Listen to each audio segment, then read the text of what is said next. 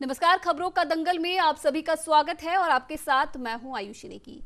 कृषि कानूनों के खिलाफ देश में किसानों का प्रदर्शन देखने को मिल रहा है। किसान लगातार केंद्र सरकार की ओर से लाए गए नए कृषि कानूनों का विरोध कर रहे हैं और इसे वापस लेने की भी मांग कर रहे हैं। किसानों के विरोध प्रदर्शन के कारण हर रोज देश की इकोनॉमी को काफी नुकसान भी उठाना पड़ रहा है। देश के प्रमुख वाणिज्य एवं उद्योग मंडल एसोचैम ने कहा है कि देश में जारी किसान प्रदर्शन के कारण अर्थव्यवस्था को काफी नुकसान उठाना पड़ा है। एसोचैम ने कहा कि मोटे तौर पर किसान आंदोलन के कारण देश को हर रोज 3,000 से 3,500 करोड़ रुपए का नुकसान उठाना पड़ रहा है। एसोचैम के अध्यक्ष निरंजन हीरानंदानी ने कहा है कि पंजाब, हरियाणा, हिमाचल प्रदेश और जम्मू कश्मीर की इकोनॉमी को एक बड़ी चोट पहुंच रही है। ऐसे में माना जा रहा है कि किसान आंदोलन के कारण बीते 21 दिनों में करीब 75,000 करोड़ रुपए का नुकसान हो चुका है।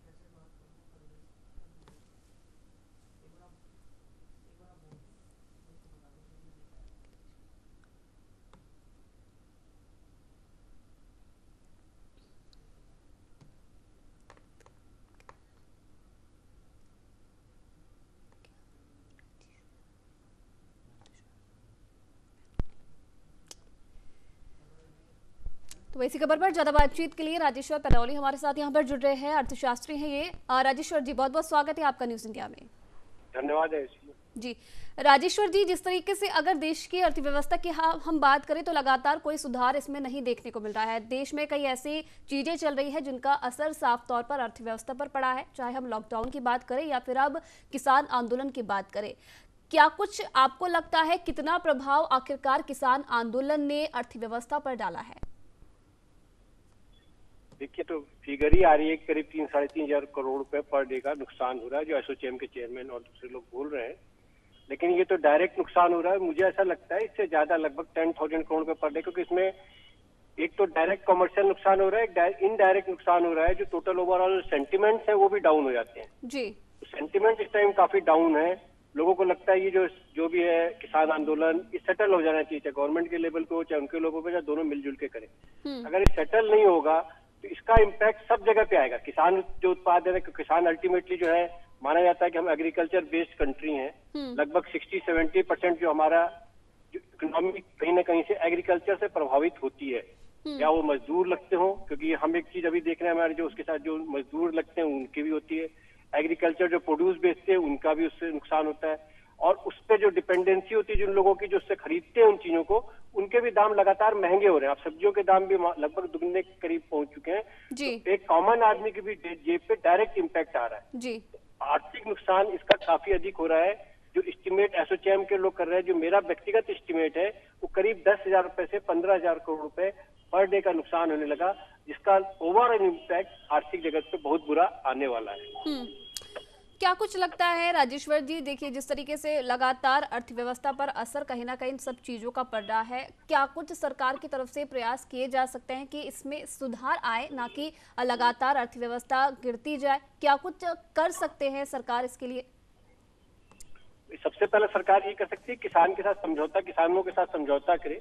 तो ये लगातार जो इम्पैक्ट आ रहा है, जो हो रहा है, उनसे कहीं ना कहीं बातचीत करे, कोई पॉजिटिव वे में बात करे। क्योंकि जब तक कोई पॉजिटिव उसका सोल्यूशन नहीं होगा, कन्फ्रंटेशन से कोई बहुत ज्यादा लाभ नहीं तो किसानों को मिल रहा है ना सरकार को मिल रहा है। जी। तो कन्फ्रंटेशन हटाना चाहिए, सबसे पहला ये काम होना चाहिए। आम आदमी में करना चाहिए कि ऐसा कोई हमारा नहीं हो रहा है कि कंसंट्रेशन ऑफ एग्रीकल्चर किसी पर्टिकुलर आदमी के हाथ में होने वाली है। तो उसका भी कहीं ना कहीं से प्रचार प्रसार सरकार को करना चाहिए। ऐसा न लगे आम आदमी को कुछ पर्टिकुलर बिजनेस ग्रुप है या बिजनेसमैन है उनके फायदे के लिए टोटल के टोटल किसान बिल लाया जा रहा है, या दूसरे चीजें जो है उनके फायदे के लिए डिजाइन की जा रही है। वो जो धीरे धीरे जो व्यू, चाहे आप कहने के लिए सरकार कह रही है कि विरोधी पार्टी वो व्यू बना रहे हैं जी, लेकिन अगर विरोधी पार्टी व्यू बना भी रहे हैं तो उसका व्यू को तोड़ने का काम सरकार का ही है जी। तो सरकार को उसमें आगे आना चाहिए। और ये जो परसेप्शन जो धीरे धीरे क्रिएट होता जा रहा है कि कहीं पर कंसंट्रेशन ऑफ पावर के साथ साथ कंसंट्रेशन ऑफ मनी और कंसंट्रेशन ऑफ इकोनॉमिक ग्रोथ भी होने वाली है, उसको रोकने के लिए सरकार को आगे आना चाहिए। और आने का तरीका यही है कि बातचीत करना शुरू करे। नेक्स्ट मंथ बजट भी लाने की तैयारी हो रही है, उसमें भी उसका इम्पैक्ट आएगा, उसका प्रभाव दिखाई देगा। ऐसे ही हम लोग कोरोना काल के कारण से काफी चीजों में निगेटिव चल रहे हैं जी। क्योंकि राजेश्वर जी, अगर बात करें सरकार की और किसानों के बीच की, तो कई दौर की वार्ताएं हो चुकी है और किसी प्रकार का अभी तक निष्कर्ष निकलकर नहीं आ पा रहा है। अब लगातार किसानों का आंदोलन तेज होता जा रहा है। फिलहाल कोई तिथि यहाँ पर अभी हम नहीं कह सकते हैं, क्योंकि कुछ भी अभी क्लियर यहाँ पर नहीं हो पाया है दोनों ही की तरफ से। क्या कुछ लगता है आने वाले समय में, क्योंकि अभी से स्थिति इतनी बेकार होने लगी है, तो क्या कुछ लगता है आने वाले समय में अर्थव्यवस्था पर इसका कितना बुरा प्रभाव और पड़ सकता है? देखिए, ऑलरेडी हम करीब 7.5% के करीब निगेटिव ग्रोथ रेट में, पहले 24% के आसपास निगेटिव ग्रोथ जीडीपी ग्रोथ हो रही थी।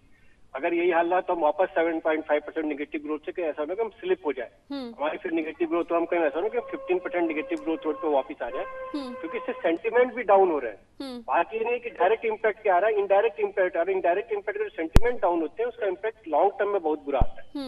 शॉर्ट टर्म में तो नहीं इम्पैक्ट समझ में आता है, लेकिन लॉन्ग टर्म में उसका इम्पैक्ट आता है, क्योंकि जो इन्वेस्टमेंट आनी होती है, जो लोगों को बिजनेस चलाने होते हैं, जो ट्रेड करना होता है, सब होता है। अभी आप कुछ दिन के पहले का ट्रेड दिखेगा तो 3.6% के करीब ग्रोथ मानी जा रही है इंडस्ट्रियल आउटपुट में, मैन्युफैक्चरिंग यूनिट में, तो वो भी इम्पैक्ट हो जाएगी अगर इसी ढंग से करते हो। जो रेट पॉजिटिव चलना शुरू हुआ, उसको भी निगेटिव आ सकता है।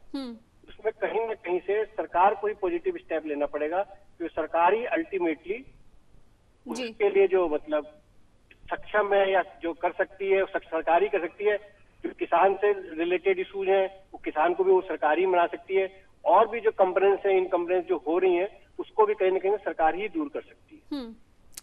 चलिए, फिलहाल देखने वाली बात होगी कि कोई पॉजिटिव स्टेप अब जरूर सरकार इस पर उठाए, क्योंकि जिस तरीके से किसानों का प्रदर्शन यहाँ पर लगातार तेज होता जा रहा है, दूसरी तरफ इकोनॉमी पर भी इसका कहीं ना कहीं असर पड़ रहा है। बहुत बहुत धन्यवाद राजेश्वर पैनुली जी, न्यूज इंडिया के साथ बातचीत करने के लिए और तमाम जानकारी हमारे साथ साझा करने के लिए।